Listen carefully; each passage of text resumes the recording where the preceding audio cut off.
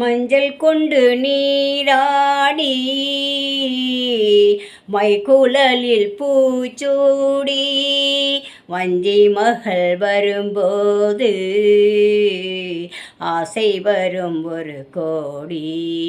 மஞ்சள் கொண்டு நீராடி மைக்குழலில் பூச்சூடி வஞ்சி மகள் வரும்போது ஆசை வரும் ஒரு கோடி. கட்டழகன் கண்களுக்கு மையெடுத்து எழுதட்டுமா? கண்கள் படக்கூடாது,